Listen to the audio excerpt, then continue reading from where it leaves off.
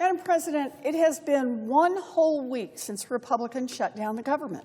So why did they close the government? Because Republicans decided they would rather shut down the entire government than lower costs and save health care for millions of Americans.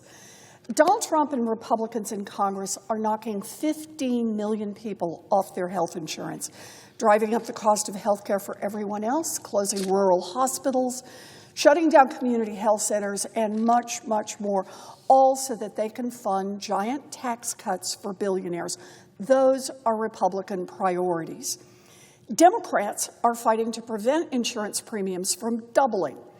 We are fighting to help American families hang on to their health insurance because no one should go bankrupt because they got sick and needed to see a doctor. Now, in the next few days, Americans will begin getting letters in the mail telling them their insurance premiums are going up, way, way up. For some families, those premiums are doubling. Others will get priced out of their plans completely, leaving them with no coverage at all. And here's what that means.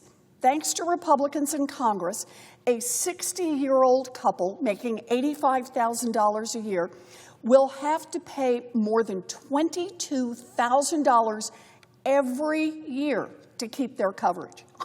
$22,000. For families already hanging on by their fingernails, that could be a matter of keeping health care coverage or just giving up. And that could be a matter of life and death. I know what it's like. Growing up, there was never a time when my family didn't worry about money. My daddy ended up as a janitor. When I was 12, my daddy had a heart attack. He lost his job, the family station wagon was repossessed, and we were about to lose our home. My mother had never worked outside the home, but that is when she put on her best dress, got herself a minimum wage job answering phones at Sears, and saved our home and saved our family. Our healthcare system was already broken with high premiums, insurance denials, and huge copays. And that was before Donald Trump and the Republicans decided to make the healthcare crisis so much worse. Democrats are fighting to reverse Republicans' giant healthcare cuts and lower costs for Americans. Right now, it is only the Republicans in Congress that stand in the way.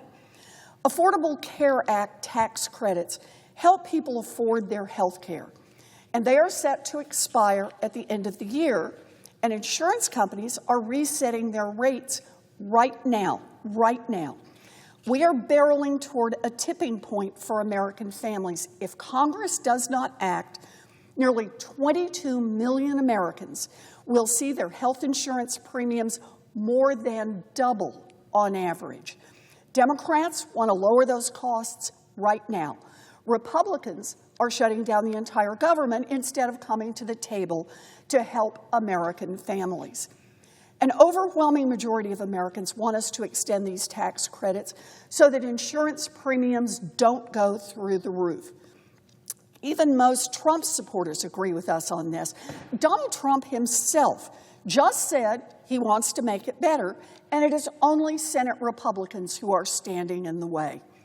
Senate Republicans have refused to even sit down and negotiate over health care cuts, even though thousands of their constituents will see their costs go way up. For example, in Alabama, about 447,000 Americans will see their insurance premiums skyrocket. In Alaska, about 24,000 Americans will see their insurance premiums skyrocket. In Arkansas, it's about 144,000 Americans. In Florida, it's 4.4 million Americans. In Idaho, it's 101,000 Americans.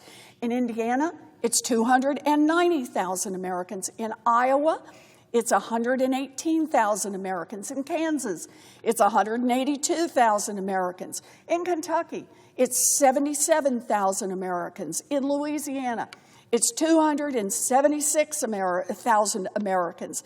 In Maine, it's 54,000 Americans. In Mississippi, it's 320,000 Americans. In Missouri, it's 383,000 Americans. In Montana, it's 67,000 Americans. In North Carolina, it's 888,000 Americans.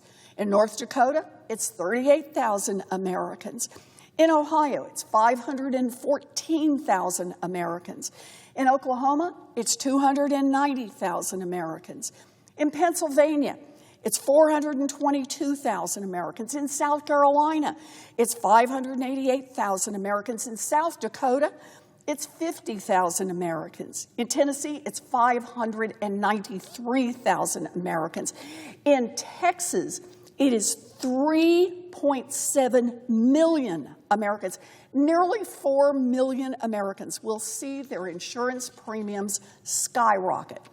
In Utah, it's 395,000 Americans. In West Virginia, it's 63,000 Americans. In Wisconsin, it's 272,000 Americans. In Wyoming, it is 43,000 Americans. Look, Democrats are fighting to lower costs for every single one of those Americans. Where are their Republican senators? Those were the insurance premiums, which will cause about 5 million people to lose their coverage because they just can't afford those higher costs. But Republicans are also cutting health care for another 10 million Americans.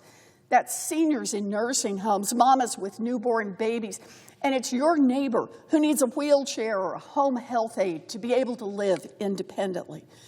Democrats have said time and time again, if Congress is going to pass a budget for the U.S. government, then saving health care for those millions of Americans has to be part of the deal. We will not stop fighting for Americans' access to their doctors and to their hospitals. And what has been the response of Donald Trump? He don't want to talk about health care. Nope. Instead, his plan is to inflict maximum pain on Americans during this Republican shutdown. His right-hand man, Russ Vought, is shutting down important infrastructure projects as political punishment. They're threatening to fire many more federal workers. And get this, the White House is furloughing hundreds of staffers because of the Republican shutdown, but they are keeping every single DOJ staffer on. In total, the Trump administration is furloughing over 500,000 workers who work every day to keep our country running. But at least Elon Musk's pals at DOJ are safe. And that tells you everything you need to know about the Republican plans. Look, this may feel like a surprise to millions of Americans, but the Republican attack on Americans' health care has been long in the making. It's exactly the shutdown playbook Donald Trump and his lackeys laid out in their Project 2025. Since day one, Trump has tried again and again and again to shut down the parts of government he just doesn't like. He has tried to illegally wipe away millions of dollars for programs that Congress had already agreed to fund. He has illegally fired tens of thousands of federal workers. He has illegally sent our troops to invade American cities. And the response of Republicans in the Senate has been to bow down and let Donald Trump do all of that and more. And now, during a government shutdown, the President of the United States is saying, quote, a lot of good can come from a shutdown, and quote, we can get rid of a lot of things we didn't want. And while all of that is going on, why would Democrats sign off on a Republican budget without ironclad guarantees to make sure that Trump won't just turn around and go back on the deal and not lower costs for families? The answer is, we won't. While Senate Republicans keep taking orders from their wannabe king and drag out their government shutdown, Senate Democrats will not stop fighting to save health care and to lower costs for families. We want rollbacks of the Republican cuts that will take away health care coverage from 15 million people and drive up insurance premiums for everyone else. This is not a partisan issue. This is not a partisan fight. Democrats are in this fight for all Americans.